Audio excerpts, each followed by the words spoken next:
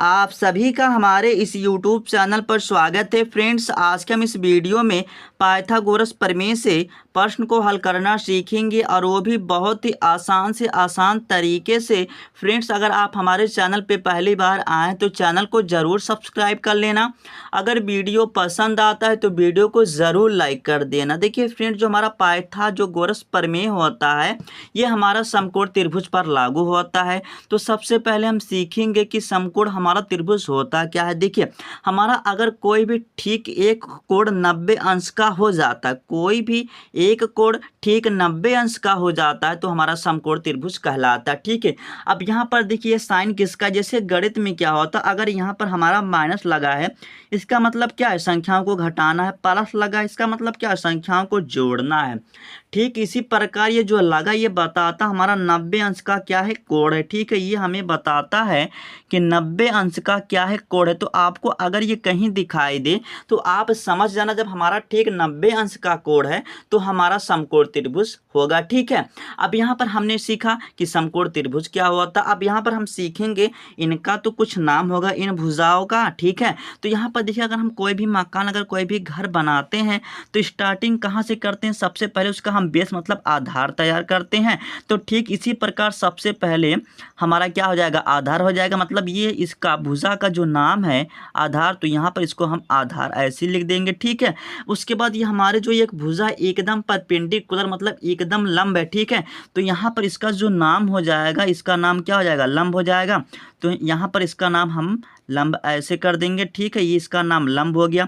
अब यहाँ पर ये हमारा ठीक 90 अंश का कोण बनेगा। क्यों बनेगा, क्योंकि एक लाइन हमारी क्या है, स्ट्रेट हो गया मतलब सीधी हो गई। ठीक है, अब यहाँ पर देखिए ये भी सीधी है और ये भी, क्योंकि हमारा ठीक 90 अंश का कोण बन रहा है। ठीक है, और यहाँ पर जो हमारा एक लाइन है थोड़ा तिरछा हो गया। ठीक है, आप लोग समझना, ये हमारा जो एक लाइन है ये हमारा क्या है, कर्ण है। ठीक है, अब हमने सीख लिया तीनों भुजाओं का, हमने नाम सीख लिया कि हमारा लंब है, ये इसको आधार, इसको कर्ण बोलते हैं। ठीक है, पाइथागोरस प्रमेय का सबसे बड़ा जो कॉन्सेप्ट है मैं बताऊं क्या है। देखिए, जो हमारा पाइथागोरस प्रमेय होता है ये समकोण त्रिभुज पर ही लागू होता है, अदरवाइज अन्य त्रिभुज पर नहीं लागू होता है।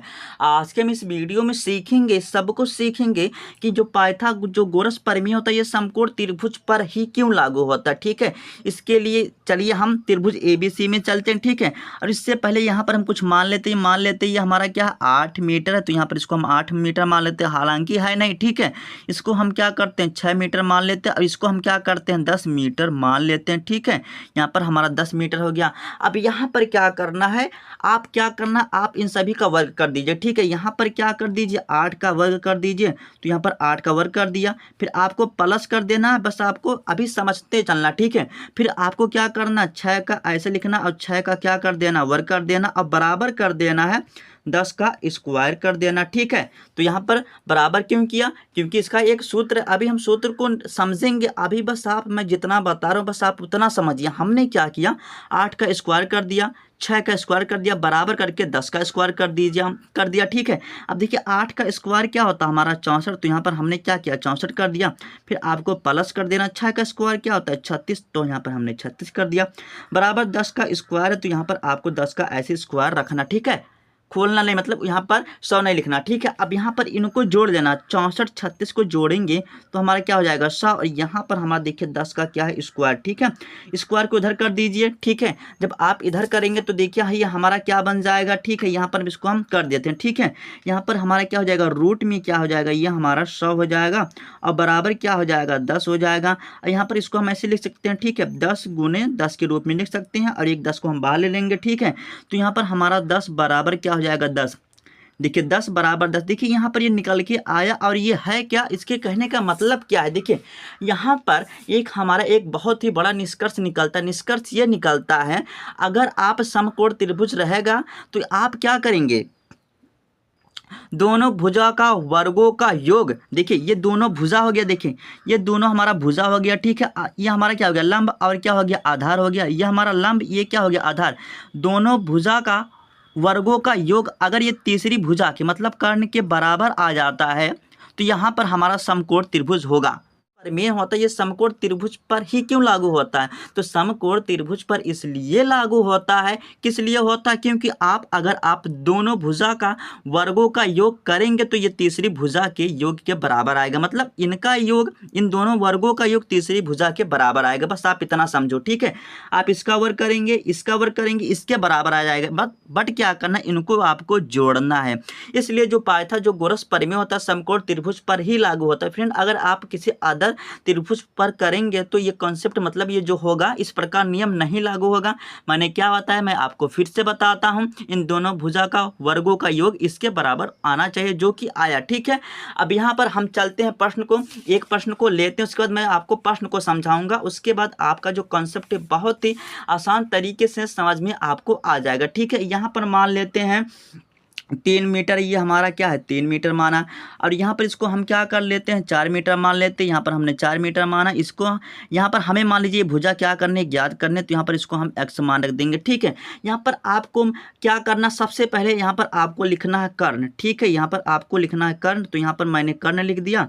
अब उसके बाद आपको बराबर करना है, बराबर कर दिया। तो मैंने बताया दोनों भुजा का वर्गों का योग होगा। तो यहाँ पर यह हमारा क्या है, लंब। तो यहाँ पर आप सबसे पहले लंब या आधार कुछ भी लिखिए, तो यहाँ पर हम सबसे पहले लिखते हैं लंब, ठीक है। तो यहाँ पर हमने लिखा लंब, यहाँ पर हमने लंब कर दिया, ठीक है।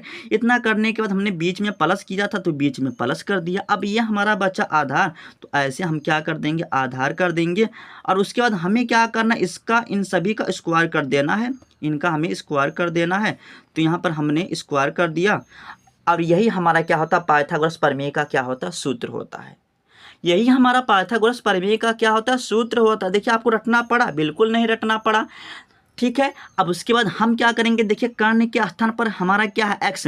तो यहाँ पर आपको ऐसे x का स्क्वायर कर देना, बराबर करना है। देखिए यहाँ पर आप कुछ भी रख सकते हैं, हमारा मतलब यहाँ पर लंब, यहाँ पर हमारा 3 है, तो यहाँ पर आप 4 भी कर सकते हैं, लेकिन आपको सूत्र में बस आपको लिखकर दिखाना, ठीक है। तो यहाँ पर हम लंब है तो डायरेक्ट भाई लंब 3 रख देते हैं, ठीक है। मीटर नहीं रखना, ठीक है। आपको 3 का ऐसे स्क्वायर कर देना, प्लस करना है, प्लस कर दिया। आधार क्या है, आधार देखो 4 है, तो यहाँ पर आपको ऐसे 4 का स्क्वायर कर देना है।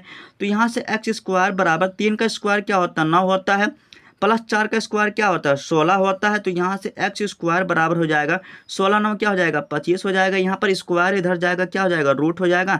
रूट क्या हो जाएगा, 25 होता है। अब 5 का ये हमारा क्या होता है, वर्ग होता है, ठीक है। तो यहाँ पर हमारा 25 या 5 का क्या होता है, बस इतना समझो। चलो मैं आपको यहाँ विस्तार से बताता हूँ। ये 25 है, तो आप इसको कैसे लिख सकते हैं, यहाँ पर 5 गुने 5 आप एक बार कर सकते हैं जब जोड़ा बनता है। तो यहाँ से x का जो मान निकल के आया, 5 निकल के आया, और यही हमारा क्या हो जाएगा, आंसर हो जाएगा, ठीक है। तो फ्रेंड्स, मैं उम्मीद करता हूँ कि वीडियो आपको जरूर पसंद आया होगा। पसंद आया तो लाइक कर देना, अगर चैनल पे नया है तो चैनल को जरूर सब्सक्राइब कर लेना।